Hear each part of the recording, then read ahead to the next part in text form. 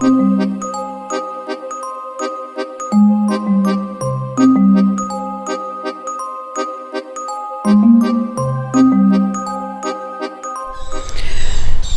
we've really spent a cool night here on the property. If you're going to come and try it out for yourself, come early in the week, Monday, Tuesday, when the property is quiet and you've kind of got it to yourself. You will be staying in the servants' quarters like we did last night, and just enjoy being out here and see what you can experience. Yeah, it's a very gentle place. It always was a family home. It was home to many, many children. So take that into account when you come out and do any experiments. Be gentle. Be quiet, be reserved. And you may get something too. So I hope you enjoyed our little trip out to Tanilba House. And it's time to get back to reality, unfortunately, and leave this beautiful place. Oh, Anne's packing the car. This is some of the gear. Yeah, some of the gear. And she's just taken a whole handful in to pack in the car. And I've got to tell you, less is more. It really is. You don't need all of this stuff. You just need to experience these places and take away what you got from it. So, how do you feel last night went? I lost myself in creating stuff for other people. Yeah, and me too. Found that was killing off my enjoyment of just trying to have that space to myself or to ourselves. Because in the end, you know, the thing that makes all of this really cool is to have that experience yourself with a friend, yeah, and buddy. And when you're doing all of this stuff for other people all the time, it's like, oh well, we have to do a live, we have to do a spirit box session, we have to do this, we have to do that. And I mean, the amount of stuff you carried in was just like mind-blowing.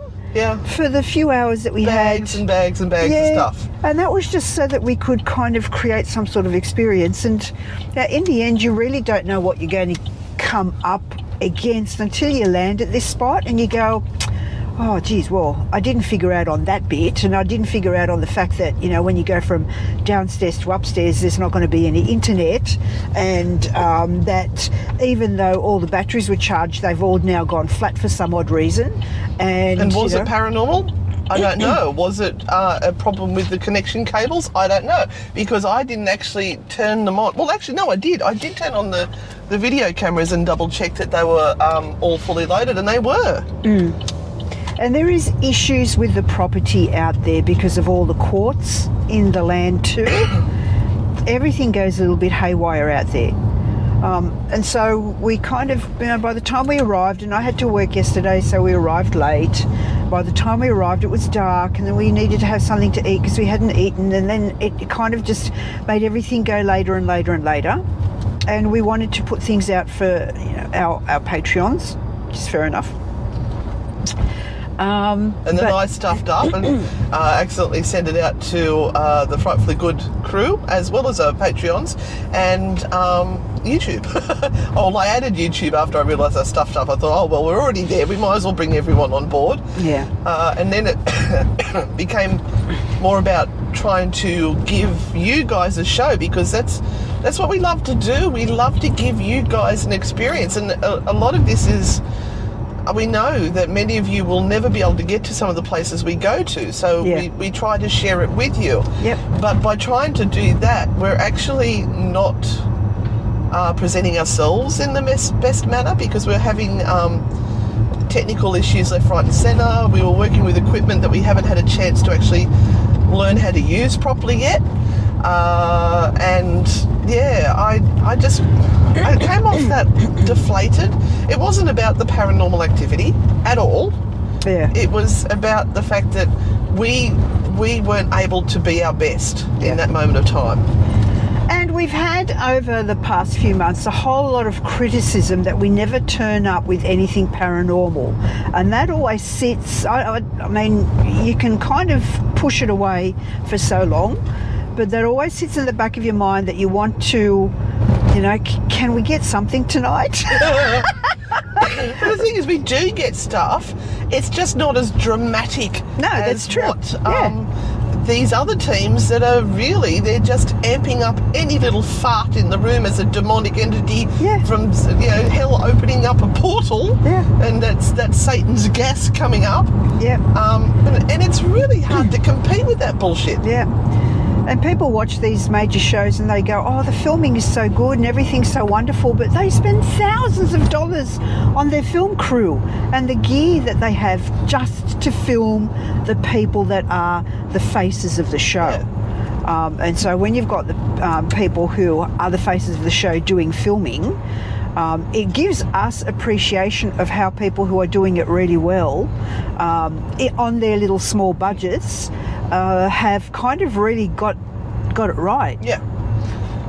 So this has been a true Anne and Renata misadventure, but we're learning so much from doing this. We know now that if we're going to film something that is going onto YouTube, that has to be our main focus, and we have to do the filming required to do it, and not worry so much about doing all the lives, because you guys will eventually get to see it.